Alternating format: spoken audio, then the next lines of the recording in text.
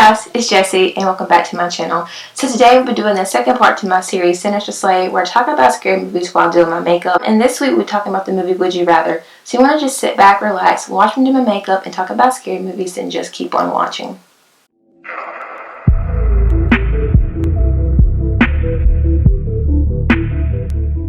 So our movie begins with our girl named Iris. And she is caring for her sick brother Raleigh because he has leukemia. But his treatment obviously comes at a price, and she is continually struggling paying the bills and finding work. Side note, her parents died in some sort of accident. The movie doesn't really explain what it is, and she is left to care for her sick brother by herself. Her brother's doctor, Dr. Barden, says that he knows someone that can help her, and he is a philanthropist by the name of Shepard Lambrick. Dr. Barden explains that he helps people by playing a game, and if you decide to play this game and you win, you will get money for anything at no cost. Now, this sounds a little too good to be true, and Iris does keep this in mind, but at first she declines this offer. When she goes back home, she gets a phone call from a job that she applied for earlier, and they tell her that she was not selected for the job. After this, she does contact the philanthropist Shepard again, and she lets him know that she will be playing his game, and the game is attending a dinner party. At the party, she runs into two men. One is named Lucas and one is named Cal.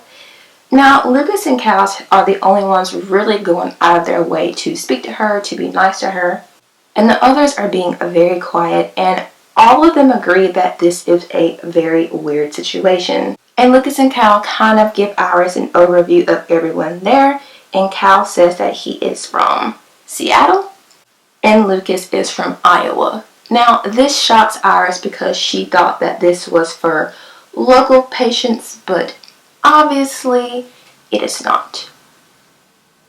Next, the philanthropist Butler comes in, instructing them to put all of their personal belongings such as keys, cell phones, in a bin, and they will be able to retrieve them once they leave. Now, this is a red flag to me because who does that? And one man says that he doesn't want to do this and he has a bad feeling, but when the others decide to do it, he goes along with it as well. They are told to go in the dining room where they are greeted with a gourmet meal such as steak and foie gras. And Iris says that she should have told them earlier that she was a vegetarian. What did I do? But it's no problem. She will just eat the potatoes. Now, this is very interesting to the philanthropist, and he tells Iris that you could eat the meat if you wanted to, but you choose not to, and he insists that she should eat it, and if she does, he'll pay her $5,000. Unwillingly, Iris does decide that she will eat the steak, and the philanthropist Shepard laughs at her and basically says, a lifetime full of discipline wiped away for a measly $5,000. And instead of $5,000, he gives her $10,000. Now, another situation similar to this occurs. Soon after, Shepard the philanthropist noticed that another member of the group is not drinking his wine. And he asks him, does he not like it? And the man, his name is Conway, says no, wine is fine, but he is a recovering alcoholic and he just chooses to no longer participate in drinking any longer.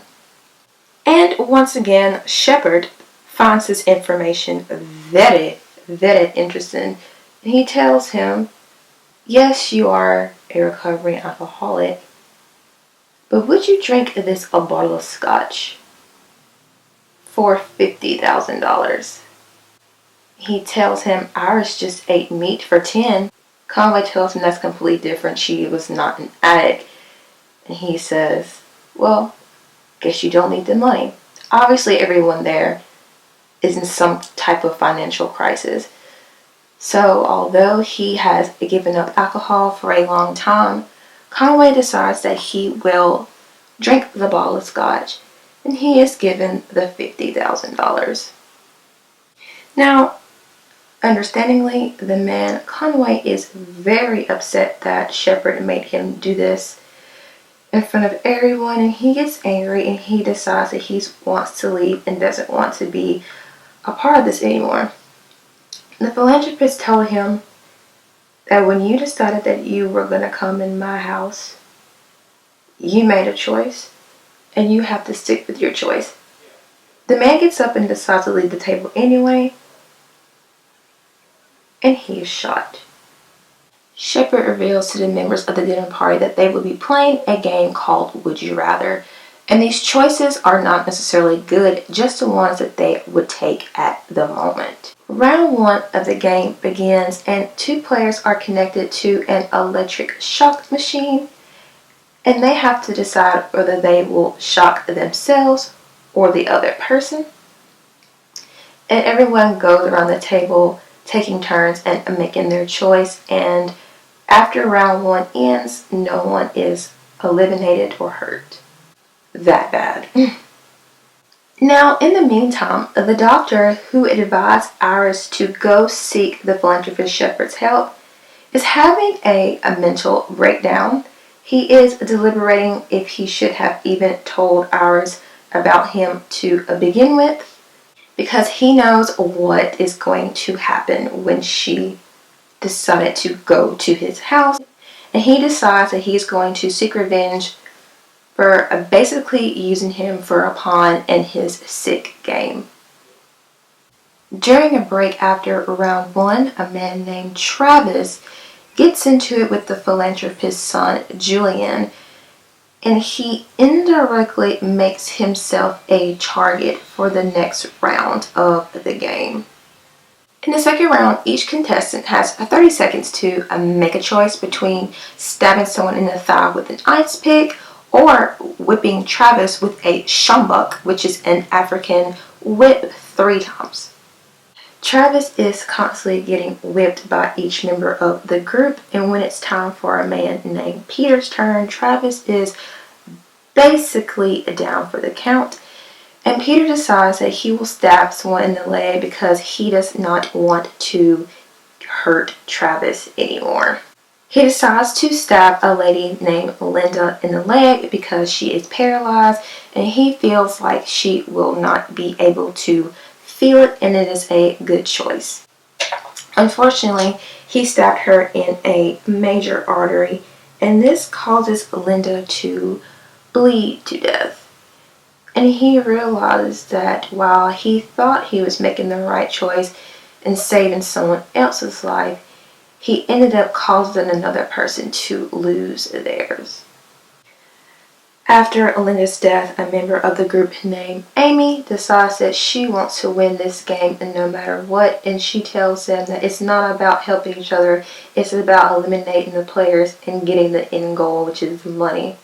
When the philanthropist hears this, he tells her that she has the option to stab any member of the group, and she ones up him and says, well, can I stab them anywhere? And the philanthropist says, sure, why not? And she decides that she will stab Iris in the side. After seeing Linda die, Cal is slightly losing it, and he is given the option to either finish off Travis or stab someone else.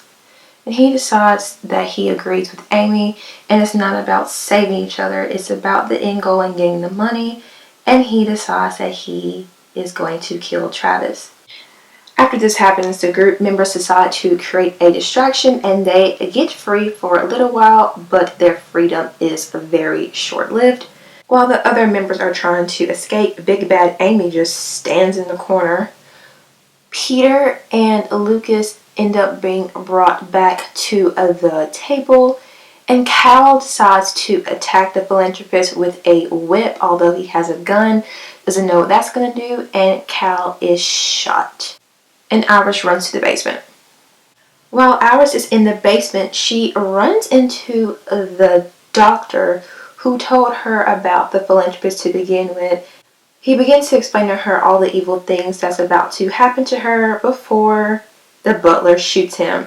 And I'm like, what's the point of even putting this in the movie? What's the point of this plot? Because he's in the movie for 0.5 seconds and then he's dead. But whatever, we move. The butler explains to Iris that she must finish the game before she leaves. And she is also escorted right back to the dinner table.